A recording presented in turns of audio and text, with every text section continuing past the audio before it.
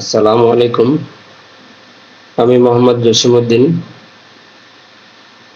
তো আজকে গার্মেন্টস সেক্টরে যারা নতুন তাদের জন্য ছোট্ট কিছু টিপস আমার তরফ থেকে। তো আশা করি সবাই ভালো আছেন, সুস্থ আছেন। আসলে একটা বিষয় সর্বপ্রথম আপনাদের সাথে শেয়ার করবো, সেটা হচ্ছে আমরা অনেকে গার্মেন্টস গার্মেন্টস গার্মেন্টস বলে থাকি। আসলে অমুক গার্মেন্টস, তমুক গার্মেন্টস, বিভিন্ন গার্মেন্টস বলে থাকি। তো আসলে গার্মেন্টস হচ্ছে একটা কমপ্লিট পোশাক, পরিপূর্ণ একটা পোশাক।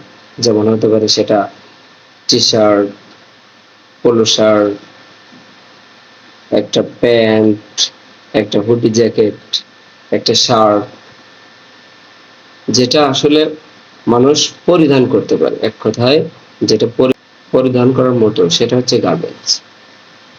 আর আমরা যে বলে থাকি যে এই গার্মেন্টস, ওই গার্মেন্টস, আসলে এগুলো হচ্ছে একটা কোম্পানি, একটা ফ্যাক্টরি, যেখানে গার্মেন্টস প্রোডাক্ট তৈরি হয়। তো এই বিষয়টা আমাদের ভিতরে অনেকে জানে না, যেটা জানার দরকার, যে আসলে গার্মেন্টস কি আর ফ্যাক্টরি কি, এটার ভিতরে পার্থক্য কি, কোম্পানি এবং গার্মেন্টস এর ভিতরে পার্থক্য কি, এই জিনিসটা অনেকে জানে না। তো যাই হোক, আশা করি ক্লিয়ার। নতুনরা অনেক সময় আমরা বিভিন্ন জায়গায় জব করে থাকি, সেটা হচ্ছে গার্মেন্ট সেক্টর, বিভিন্ন কোম্পানি, গার্মেন্ট সেক্টরে বা মার্কেটিং সেক্টরে, তারপরে ওষুধ কোম্পানি, বিভিন্ন পেশায় নিযুক্ত হই সর্বপ্রথম পড়াশোনা শেষের পর। তো আসলে বিষয়টা এমন যে আপনাকে আগে একটা সাইড বেছে নিতে হবে। সেটা আপনি কোন সাইডটা বেছে নেবেন, সেটা আপনার উপরে নির্ভর করবে, যে কোন সাইডটা আমার জন্য বেটার, আমার জন্য ভালো। তো ওই সাইডটা আপনাকে সময় দিতে হবে, সেখানে কাজ শিখতে হবে, বুঝতে হবে, সুন্দরভাবে কাজ করতে হবে। আপনার অধীনস্থ যারা আছে তারা যেভাবে আপনাকে বুঝিয়ে দিবে সেভাবে বুঝতে হবে, এবং নিজে ওই বিষয়গুলোতে সময় দিতে হবে। যত দ্রুত সম্ভব কাজগুলো শিখতে হবে, শিখে সুন্দরভাবে কাজগুলো করতে হবে এবং এগিয়ে যেতে হবে সামনের দিকে। তো বিষয়টা ক্লিয়ার করার জন্য, আর সেটা হচ্ছে একটা বাস যখন চালায়, ওই বাসে একজন ড্রাইভার থাকে, একজন কন্ডাক্টর থাকে, একজন সুপারভাইজার থাকে, একজন হেল্পার থাকে। তো সব বাদ দিলেও একজন ড্রাইভার, একজন হেল্পার থাকবে। তো দেখবেন একটা ড্রাইভার হেল্পারের দিক নির্দেশনা নিয়ে চলে। হেল্পার, একটা গাড়ির হেল্পার যখন একটা ড্রাইভারকে সুন্দরভাবে দিক নির্দেশনা দিবে, সুন্দরভাবে বলতে পারবে যে ওস্তাদ বায়ে যান, ডানে যান, এখানে গাড়ি আছে, এখানে ঝামেলা আছে, হ্যাঁ জমা আছে গাড়ি, বিভিন্ন যে ইস্যুগুলো আছে, এগুলো যখন সুন্দরভাবে বলতে পারে, যেমন একজন ড্রাইভার তার ড্রাইভিং করতে কিন্তু খুব সহজ হয়, তার ড্রাইভিংটা ভালো হয়, কোনো দুর্ঘটনা ঘটে না, কোনো ঝামেলা হয় না।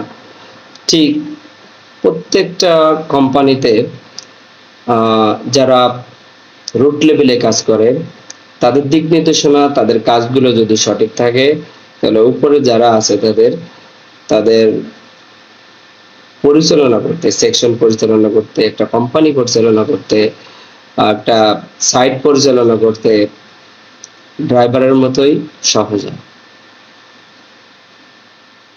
আর এটার আরো একটা উপকারিতা হলো, সেটা হলো যখন একটা ড্রাইভার একটা হেল্পারের দ্বারা খুব ভালো ফিডব্যাক পাবে, সুন্দর একটা ফিডব্যাক পাবে, তখন ওই ড্রাইভার ওই হেল্পারকে ভালোবাসবে এবং হেল্পারকে আস্তে আস্তে সময় বুঝে তাকে ওই ড্রাইভারের কাজটা শিখিয়ে দিবে। তখন একদিন কাজ করতে করতে একদিন ওই হেল্পারটা একদিন ড্রাইভার হবে, অন্য একটা গাড়ি সে চালাবে এবং তার আন্ডারে একটা হেল্পার থাকবে। ঠিক তেমনি আমরা যারা নতুন বিভিন্ন জায়গায় জব নিচ্ছি। তো আসলে আগে আপনি আপনার সাইটটা আপনি কোথায় জব করবেন? সরকারি জব করবেন, প্রাইভেট জব করবেন, আর মার্কেটিং এ জব করবেন, গার্মেন্টস সেক্টরে জব করবেন, কোথায় জব করবেন? আগে আপনি নিজেকে ফিক্সড করেন এবং ওখানে সময় দেন।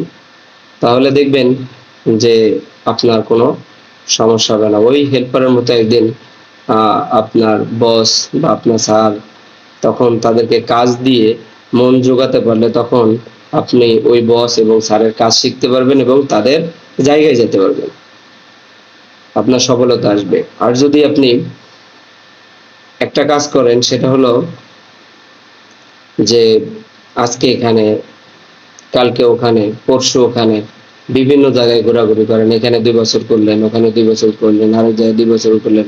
আপনার কিন্তু ২ বছর, ২ বছর, ২ বছর করে প্রায় ৬ বছর চলে গেল। কিন্তু ৬ বছরে আপনি সব জায়গায় নতুন, সব কাজেই নতুন। কোনো কাজটাই আপনি পরিপূর্ণভাবে শিখতে পারেন না।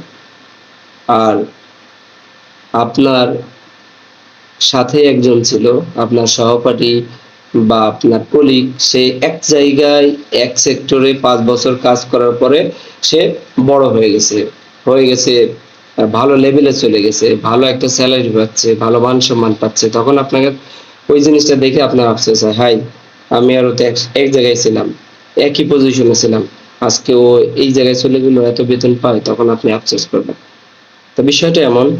তো সবাইকে রিকোয়েস্ট করব যে ঘোরাঘুরি না করে একটা জায়গায় সাস্টেন হতে হবে, শিখতে হবে, জানতে হবে, বুঝতে হবে, তাহলে জীবনে সফলতা আসবে।